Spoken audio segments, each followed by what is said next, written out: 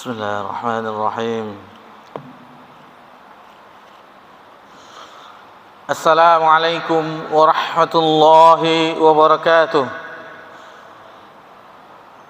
الحمد لله على إحسانه وشكر له على توفيقه وامتنانه. أشهد أن لا إله إلا الله تعظيما لشأنه وأشهد أن محمدا عبده ورسوله الداعي إلى رضوانه والصلاة والسلام على آله وأصحابه وإخوانه.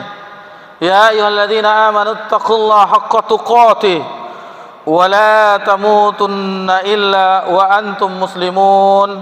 أما بعد, alhamdulillah, puji syukur kehadiran Allah Subhanahu wa taala. Allah Subhanahu wa taala senantiasa mencurahkan nikmat kepada seluruh makhluknya, dan itu tidak pernah terhenti walaupun hanya sekejap mata.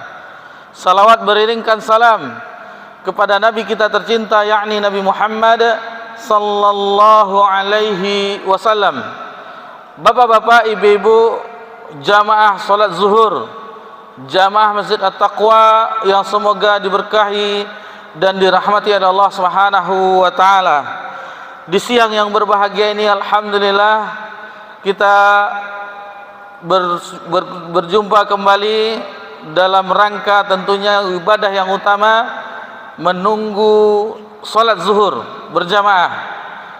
Di antara azan dan iqamah sambil menunggu jamaah yang lainnya, maka waktu yang berharga ini setelah kita salat sunnah qobliyah, maka kita menunggu waktu iqamah mempelajari agama Allah Subhanahu wa taala. Dan jadwal kita sebagaimana biasanya, insyaallah kita akan kembali melanjutkan Kitabul Jami', bagian akhir dari kitab Bulughul Maram yang disusun oleh Al-Hafiz Ibnu Hajar Al-Asqalani rahimallahu taala. Kita di kesempatan ini pada tanggal 23 Rabiul Akhir 1447 Hijriah, bertepatan 15 Oktober 2025 Masehi, ini insyaallah adalah pertemuan pembahasan kita yang ke-71. Dan kita masih di bab yang keempat, yakni peringatan dari akhlak yang buruk. Peringatan dari akhlak yang buruk. Dan pada bab yang keempat ini kita insyaallah membahas hadis yang ke-30 pada bab ini. Hadis ini itu berkenaan salah satu sifat akhlak yang buruk, peringatan dari akhlak yang tercela di dalam agama kita, yaitu peringatan terhadap sifat sombong. Mungkin di dalam kajian kita sebelum-sebelumnya ini sudah dibahas, alhamdulillah. Akan tetapi penulis, yakni Al-Hafiz Ibnu Hajar Al-Asqalani, membawakan hadis yang lain. Hadis yang lain yang maknanya sama dengan yang telah kita pelajari di pembahasan-pembahasan sebelumnya. Mari kita simak bersama-sama bunyi hadis tersebut. Ani bin Umar radhiyallahu anhu qol, dari Ibnu Umar, Abdullah bin Umar, semoga Allah meridhai dia dan bapaknya, yaitu Umar bin Khattab, qol, Rasulullah sallallahu alaihi wasallam, telah bersabda Rasulullah sallallahu alaihi wasallam, man ta'adzama fi nafsihi wa ikhtala fi masyiatihi laki Allah wa huwa alaihi ghadban. Kata Nabi sallallahu alaihi wasallam di hadis ini, barang siapa yang merasa besar, man ta'adzama fi nafsihi, merasa besar dari dirinya, wa ikhtala fi masyiatihi, dan dia sombong dalam cara berjalannya, laqi Allah wa huwa alaihi ghadban, maka ketika bertemu dengan Allah pada hari kiamat dalam kondisi Allah murka kepadanya. Hadis ini diriwayatkan oleh Imam Hakim dalam Mustadrak, kemudian Imam Ahmad dalam Musnadnya, dan Imam Bukhari bukan dalam Sahihnya, tetapi ada kitab beliau yang lain, yaitu kitab Al-Adabul Mufrad. Kemudian hadis ini dinilai sahih oleh Al-Haythami, dan begitu juga di dalam Sahih Al-Adab Al-Mufrad oleh Syekh Al-Albani. makna dari hadis ini, Bapak-bapak, ibu-ibu yang semoga diberkahi dan dirahmati oleh Allah Subhanahu wa taala, hadis yang baru saja kita dengar ini mengandung celaan terhadap sifat sombong, di mana sombong terbagi menjadi dua, yaitu sombong terhadap kebenaran, yaitu dengan cara menolaknya, dan sombong dengan menganggap manusia atau orang lain dengan cara merendahkannya. Sebagaimana hadis, dan hadis ini pernah kita pelajari, yang berbunyi dari Nabi sallallahu alaihi wasallam, al-kibru batarul haqq wa ghamtun nas. Sombong, kata Nabi sallallahu alaihi wasallam, adalah menolak kebenaran, batarul haqq wa ghamtun nas, dan meremehkan manusia. Dan hadis ini pernah kita pelajari di perjumpaan kita sebelumnya, dan hadis ini sahih, diriwayatkan oleh Muslim dalam kitab sahihnya. Jadi di dalam hadis yang nomor 30 di bab yang keempat, peringatan dari akhlak yang buruk, Nabi mengatakan bahwasanya man ta'adzama fi nafs, barang siapa yang merasa besar terhadap dirinya, pada hakikatnya tidak ada yang besar, tidak ada yang agung, karena kita sama-sama anak cucu Adam yang berasal dari tanah. Adapun keturunan Nabi Adam itu berasal dari air yang hina. Sama kita semuanya. Tidak ada di antara kita berasal dari emas, tidak ada. Dari air yang hina. Itu pada hakikatnya.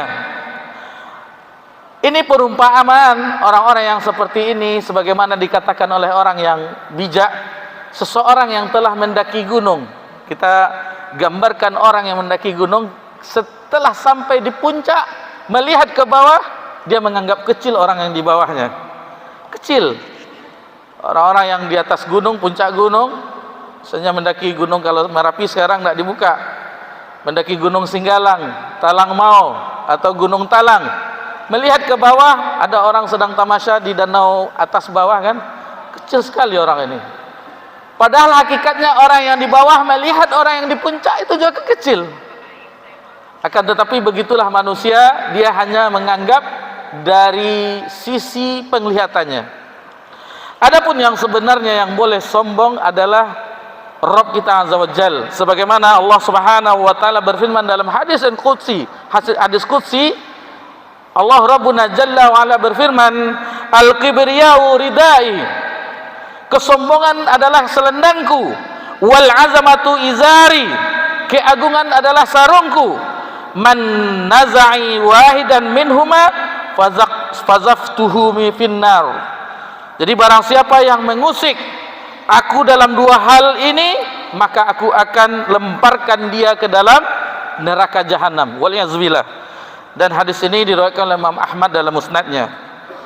Jadi selain kesombongan, itu akhlak yang terburuk, sebagaimana yang kita pelajari di bab ini.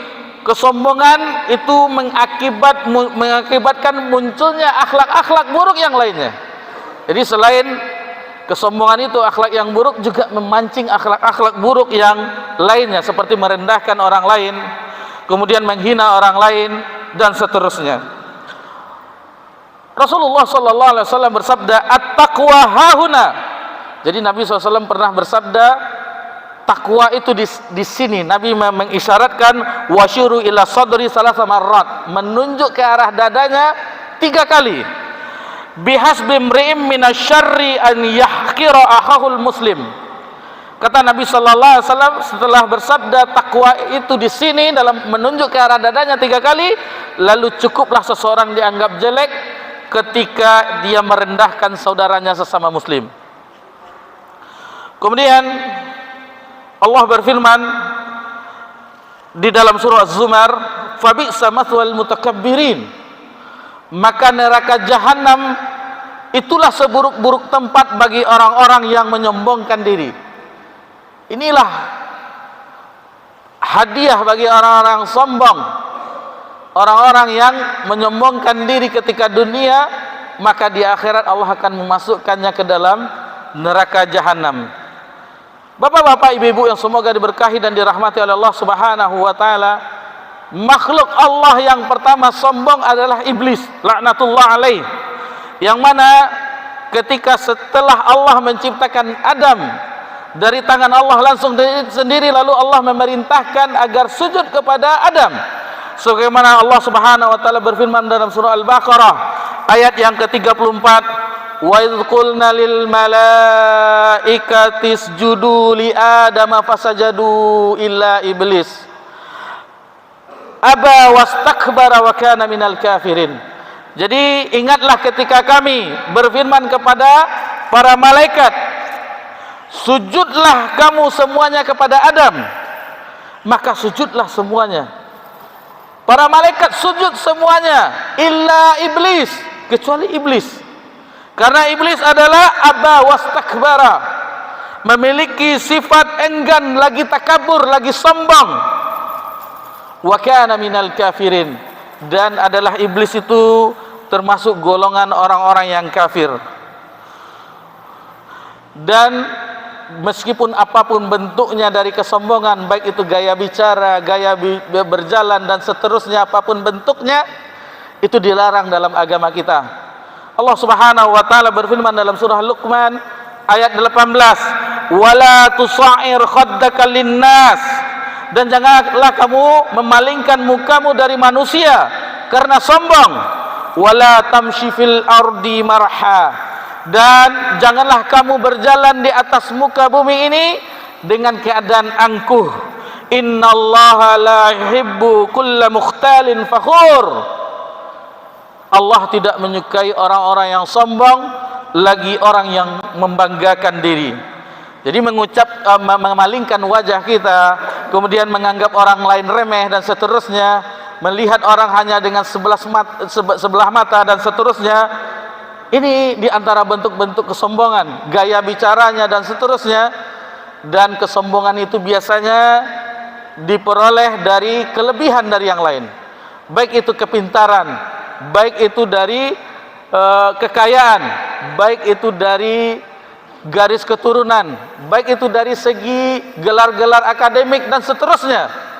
Itu akan mengakibatkan munculnya kesombongan pada diri seseorang. Oleh karena itu hendaknya setiap kita menjauhi sifat sombong. Allah Subhanahu wa taala berfirman dalam surah Al-Isra ayat yang ke-37, wala tamshi fil ardi maraha, janganlah kamu berjalan di muka bumi ini dalam keadaan sombong, dalam keadaan angkuh. Innaka la takhrikal arda wa la tablughal jibala tula. Kata Allah Subhanahu wa taala di dalam firman-Nya ini, karena sesungguhnya kamu sesekali tidak akan dapat menembus bumi, dan sesekali kamu tidak akan sampai setinggi gunung. Kita tetap ini saja, tidak sampai kita setinggi gunung, dan kita tidak akan bisa menembus bumi. Jadi ingatlah bapak-bapak, ibu-ibu, bahwasannya kesombongan itu banyak sekali sebagaimana kita sebutkan tadi, baik itu dari yang munculnya dari kekayaan, dari kepintaran dan seterusnya. Kemudian kesombongan itu banyak juga dari gaya berjalan, dari gaya berbicara dan seterusnya. Maka ingatlah hadis Nabi sallallahu alaihi wasallam, dan dengan hadis ini kita tutup pembahasan pelajaran kita dalam Kitabul Jami' di kesempatan yang berbahagia ini. La yadkhulul jannah man kana fi qalbihi mithqalu dzarratin min kibr. Kata Nabi sallallahu alaihi wasallam, tidak akan masuk surga orang yang di dalam hatinya terdapat kesombongan walaupun hanya seberat biji sawi. Waliyadzubillah. Mudah-mudahan Allah Subhanahu wa taala menggantikan sifat kesombongan yang ada pada diri kita dengan ketawaduan, rendah diri, dan mudah-mudahan Allah Subhanahu wa taala menjadikan akhlak kita akhlak yang mulia, dan menjauhi diri kita dari sifat-sifat yang tercela. Demikian yang bisa kita pelajari, karena waktu yang membatasi, maka kita akhiri pelajaran kita. Wassallallahu ala nabiyyina Muhammad sallallahu alaihi wasallam wa ala alihi washabbihi ajmain walhamdulillahi rabbil alamin. Wassalamualaikum warahmatullahi wabarakatuh.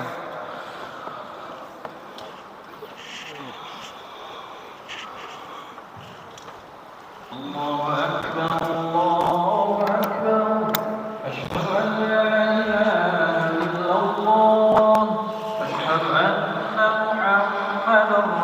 الله حي على الصلاة حي على الفلاح قد قامت الصلاة قامت الصلاة الله أكبر الله أكبر لا إله إلا الله. Istawu wa atadilu aqimu sufufakum wa tarasu. Lurus dan